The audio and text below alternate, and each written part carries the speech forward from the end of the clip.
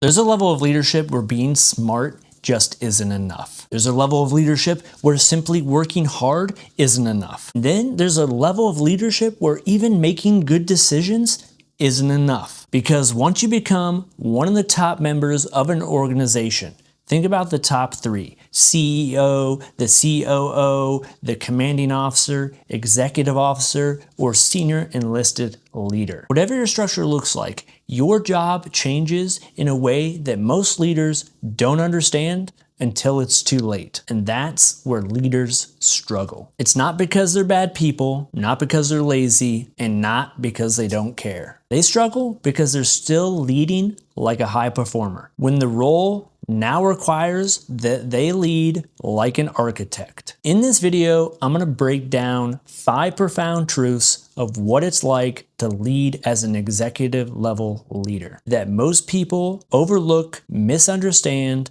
or learn way too late. These aren't fluffy leadership quotes. These aren't corporate buzzwords. These are real shifts that happen when you go from leading a team to leading an entire organization. And if you stay with me to the end, I'm going to give you a real framework that you can use to see if you're actually leading as an executive level leader, or whether you're still leading like you're the busiest person in the room. Trust me, you want to stick around. I've been leading at the senior executive level for half a decade, and I've been leading real teams in real world environments for 2 decades. This isn't just guru BS that you're going to find out there on the internet. This is true, tested experience, and I hope it helps all of us get better together. Let's get after it.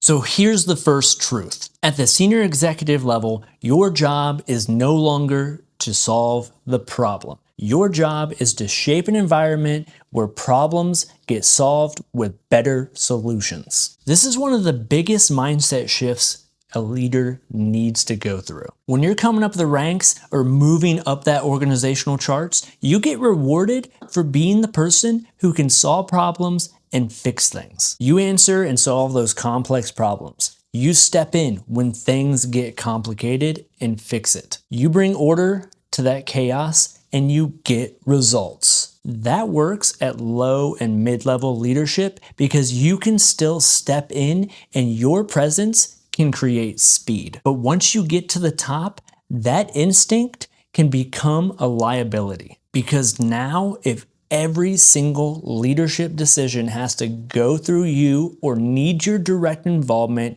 you're no longer creating organizational excellence. You're creating a bottleneck, and you're creating team dependence. And a lot of senior leaders, they do this without even realizing it. They get pulled in for every decision, every conflict, every update, or every fire drill. And to them, the organization starts to look efficient because the executive is everywhere. But again, that's not scale, that's a bottleneck. At the executive level, your job is to build the conditions for performance. That means clarity, decision rights, priorities, accountability, communication flow, and a culture where the truth can move up without fear. Because when you shape the environment well, better decisions can be made at lower levels without you holding everyone's hand. That is real leadership at scale. So one of the hardest questions you can ask yourself as a senior executive leader is this: am I building capacity or am I building dependence? Because those are not the same thing. Some executives feel important because everything runs through them. That is not the answer. The strongest executives build an organization that becomes smarter, faster, and stronger because of their leadership systems, not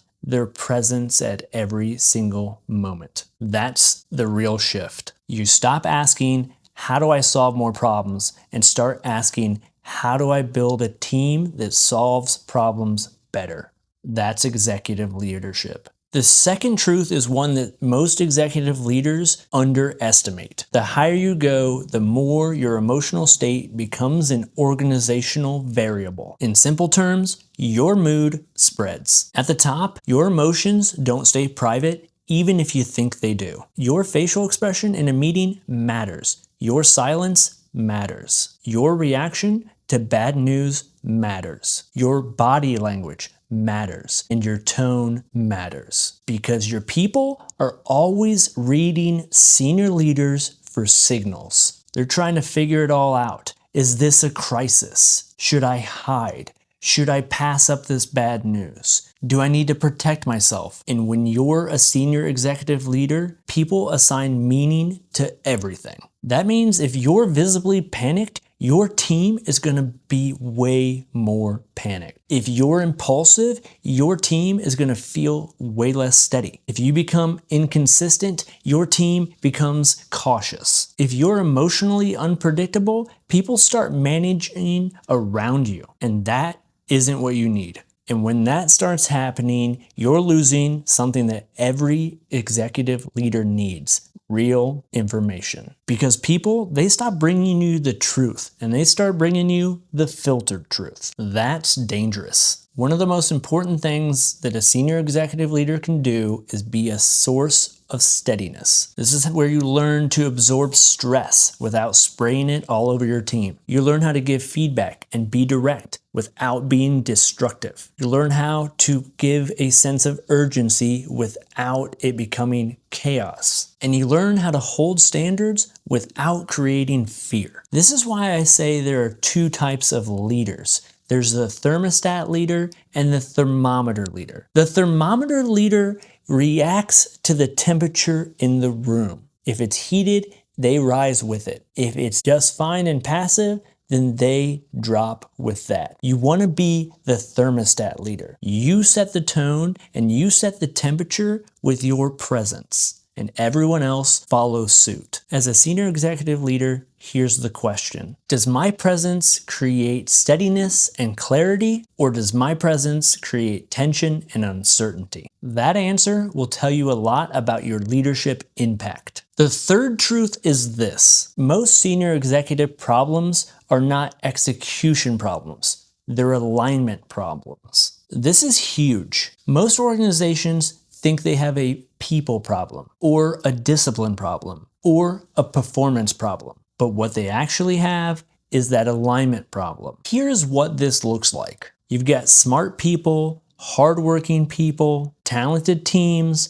good intentions, and strong effort. And still, the organization is not moving in the way that you expect or it should. Why? Because different parts of the organization are solving different problems. Different leaders are pushing different priorities. Different teams have different interpretations of success. Ownership is vague and intent is uneven, and those trade-offs typically aren't clear. So now you have a team of hardworking individuals, but they're not pulling in the same direction. This is why senior executives become obsessed with alignment, not just motivation, not just activity, alignment. Because when alignment is weak, effort gets wasted. And here's the trap. Executives will often see inconsistent results and assume the answer is tighter control, more meetings, more reporting, or more check-ins. But if the real answer is misalignment, more control just creates more friction. You don't fix strategic confusion with more administrative weight. You fix it with clearer priorities, cleaner ownership, sharper communication, and better decisions where it matters most. This is why great senior leaders repeat themselves so much. They understand that clarity is not created by saying something one time. Clarity is created when the team or the organization can repeat it back clearly and act on it correctly. That means that senior executive leaders need to keep asking, what are our top priorities? What does success look like? Who owns this? What are the right trade-offs? Where are my teams optimizing locally and not organizationally? Those are alignment questions. And if you're not asking those questions from the top, don't be surprised when your team and your organization create scattered results. Because in large organizations, misalignment is the fastest way to lose momentum. The fourth truth might be my favorite. Senior executives are paid to absorb complexity and distribute clarity. That's one of the clearest ways that I know how to describe being an executive level leader. You deal with incomplete information, conflicting personalities, competing incentives, risks, timing, resources, or those second order effects. That is what comes with the seat. But your people shouldn't experience all of that the same way you do. Your role isn't to dump all of that complexity onto the organization. Your job is to translate it, turn messy agendas into clear direction, to turn all that competing noise into a focus point. This doesn't mean that you always have to have perfect answers. You won't, but it does mean that you have to carry the burden of complexity. And let me tell you where some executives fail. They call a meeting, they talk in circles, discuss every angle, and unload every concern. And then their team leaves more confused when they walked into the meeting. That's not leadership. That's you transferring your stress to the team. If your team's consistently leaving your meetings with more confusion, that's a warning sign. Because remember, your job as a leader is to build clarity. You're taking all of that complexity from above, across, below, and creating clear priorities that your team can execute and follow. Trust me, learning how to build clarity isn't simplistic, it's disciplined.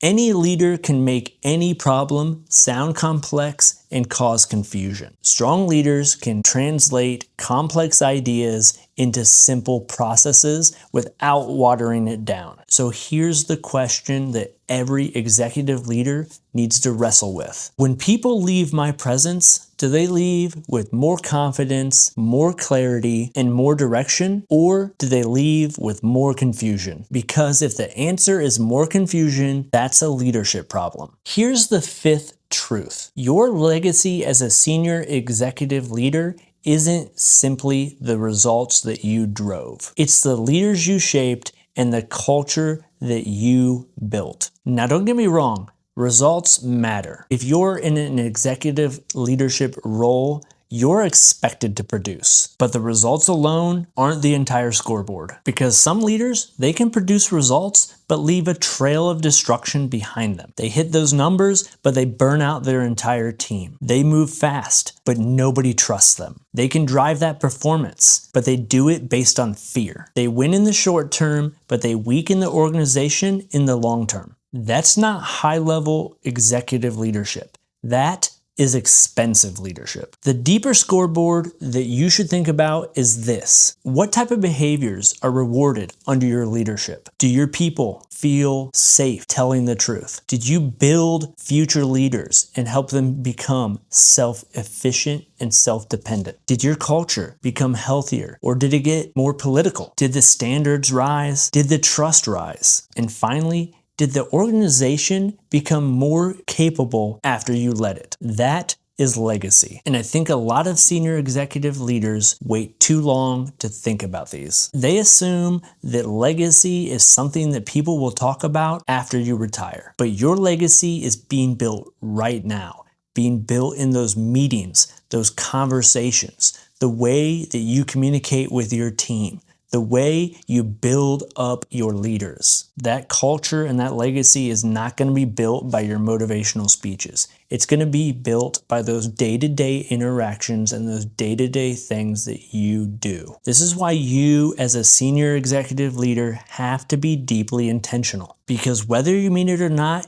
you're teaching your team and your organization every single day. This is why the best executive leaders don't just simply think about output, they think about multiplication. How can they develop the entire organization to multiply the end product or the end results? They ask questions like, who am I developing?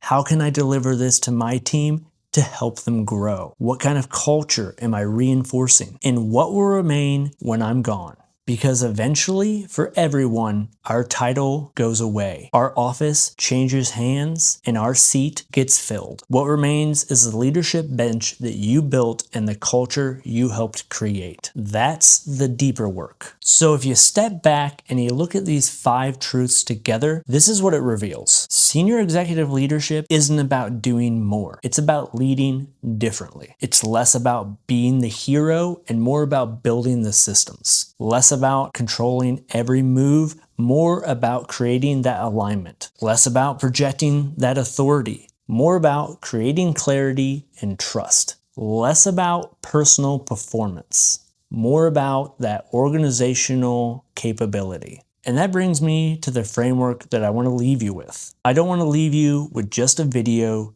that sounds good. I want to lead you with something you can use to evaluate your leadership. So here it is, 5 simple questions that you can ask yourself as a senior executive leader. Ask yourself these 5 questions.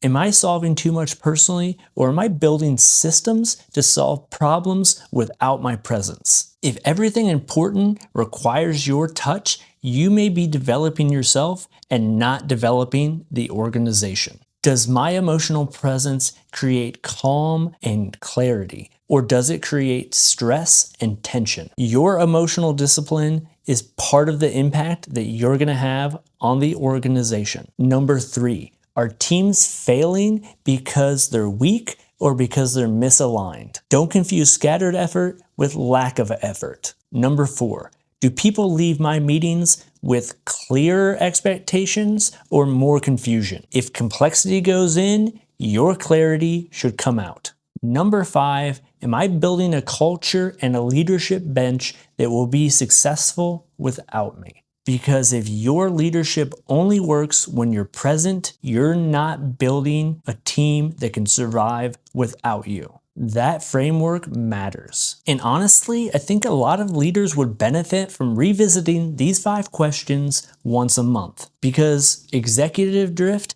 is real. We all started out strategic, but we can all drift towards being reactive with time. You can start out people-focused and still drift towards control. You can start out with clarity and still get buried with complexity. This is why self-reflection as a leader is more important than ever at the top. So here's the bottom line. When you become a senior leader, you're not just there to make decisions and hold accountability. Your real job is to create an environment where clarity rises, truth moves, leaders grow, teams align, and culture gets stronger. That's what high-level executive leadership looks like. And the truth is, a lot of people want the authority of senior leadership without really understanding the weight and responsibility of it. Because at that level, your words carry farther. What you say matters. How you respond matters. Everything you do gets analyzed. So if you're in a senior executive leadership role, I hope this video helped you.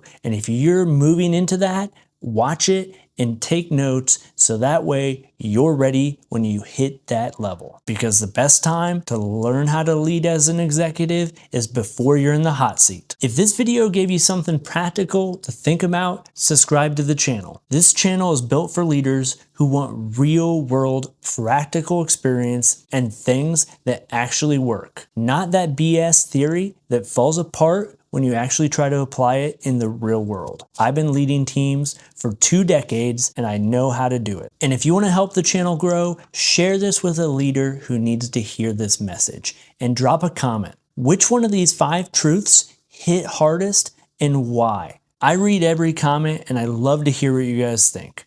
I appreciate your time. Thanks for watching. I'll see you next time.